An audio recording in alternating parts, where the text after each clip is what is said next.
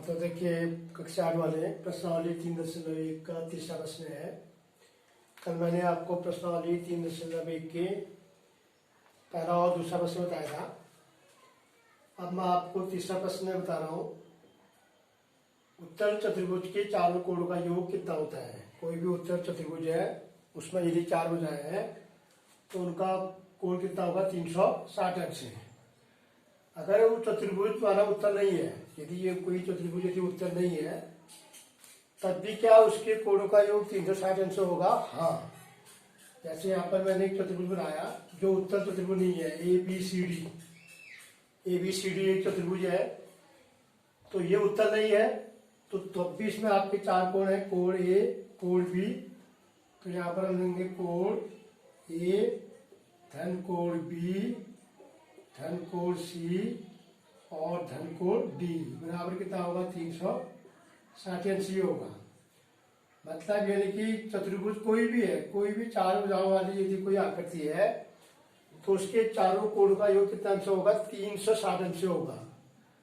उत्तर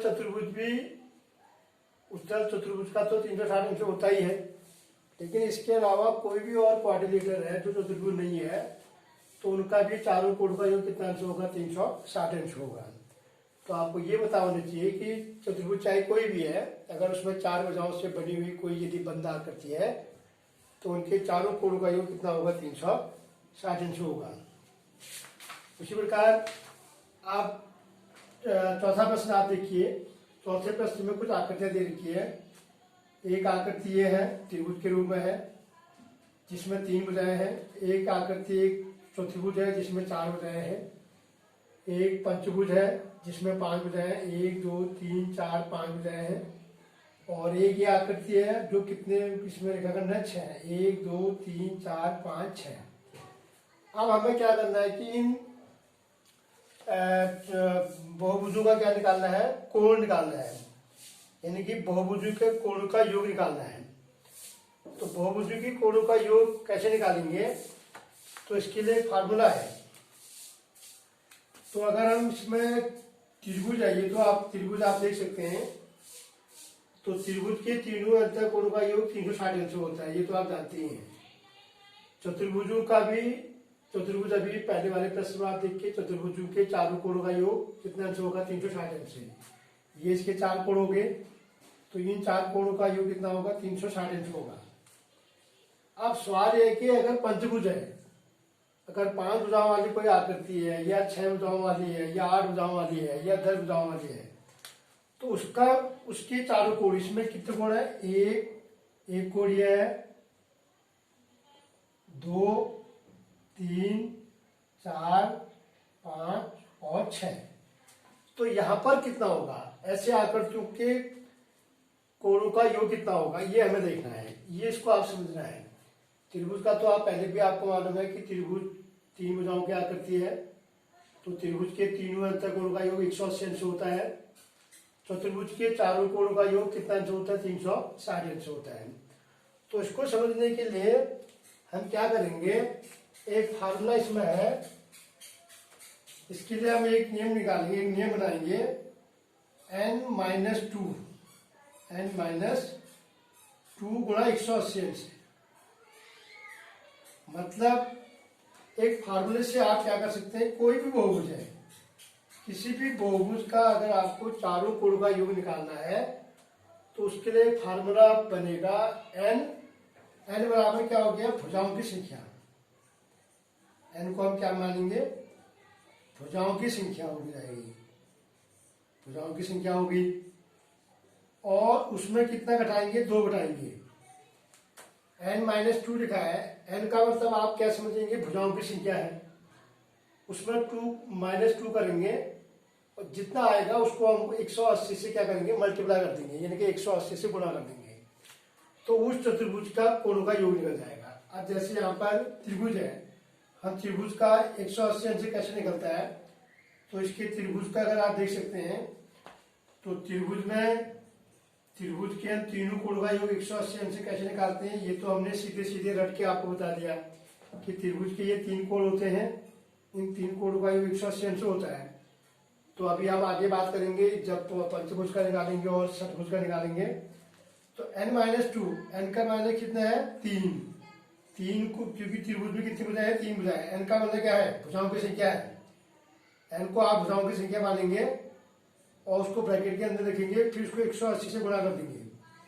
तो ये कितना आ गया 3 में से एक घटाया, 3 में से 2 घटाया 1 को आप 180 अंश से गुणा करेंगे तो कितना आ जाएगा 180 अंश। तो इस प्रकार से आप देख सकते हैं त्रिभुज के अंतःकोण का जो कितना अंश आ गया 180 अंश आ गया। अब उसी प्रकार ये चतुर्भुज है, इसका हम क्या करेंगे, इसके लिए हम क्या करेंगे वही n-2 गुणा 180 अंश। मतलब n का मतलब यहाँ पर भुजाओं की संख्या कितनी है 4 में आप 2 घटा दो और गुणा 180 कर दो। तो 4 में 2 घटाया 2 आ गया, 2 को आपने 180 से गुणा किया तो कितना आ गया 360 अंश। ये क्लियर हो गया। उसी प्रकार इस आकृति को आप देखिए, तीसरी आकृति को देखिए। तीसरी आकृति में हमारे पास वही निकालेंगे, सूत्र हमारे पास है n-2 गुणा 180 अंश। तो n का मतलब कितना है 5 बताया है, 5 × 2 गुणा 180 अंश कर देंगे तो बराबर कितना हो जाएगा 5 में 2 घटाया कितना होगा 3 गुणा 180 अंश बराबर कितना हो जाएगा 500।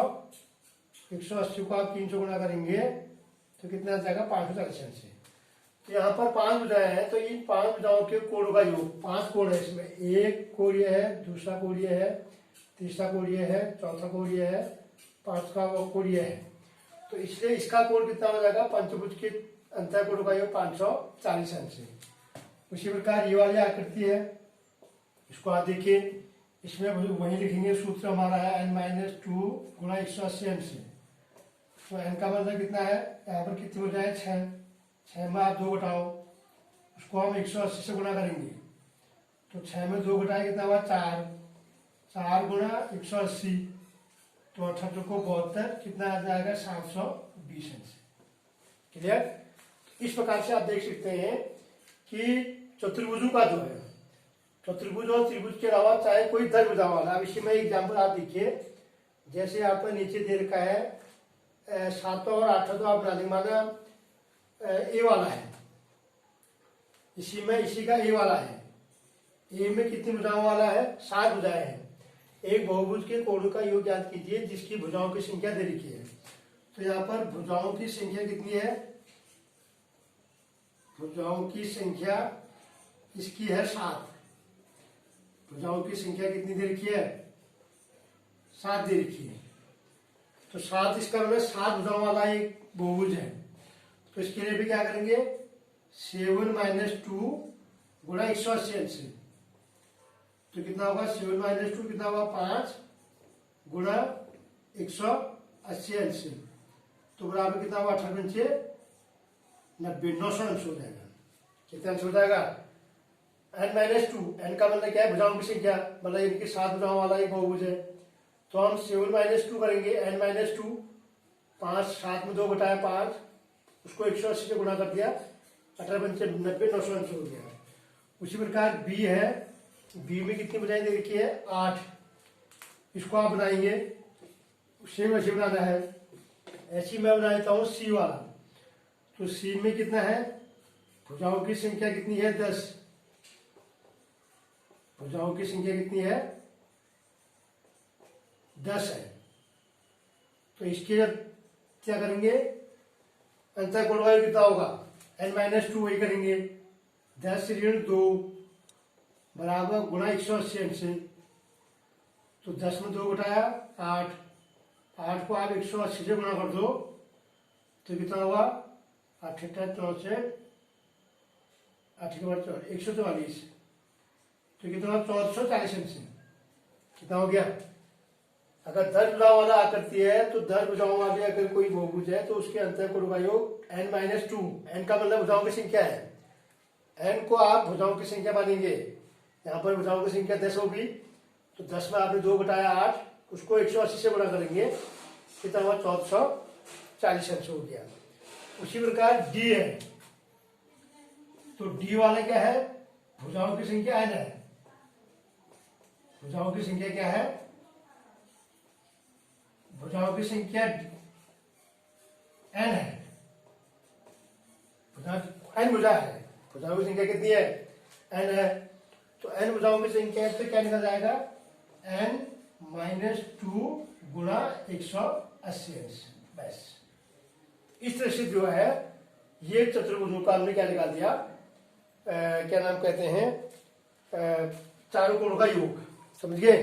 यानी कि इस तरह से जो है आपका ये जो चतुर्भुज है, चाहे वो त्रिभुज है, चाहे वो 4 भुजाओं वाला आकृति है, चाहे वो 5 भुजाओं वाला हो, चाहे वो 6 भुजाओं वाला हो, चाहे वो 10 भुजाओं वाला हो, चाहे वो 7 भुजाओं वाला हो, या n है, n हमने कोई संख्या मान ली है, n कोई भुजाओं की संख्या n है, तो इसका सूत्र वही निकला हमने पहले n को हमने पहले बता दिया है।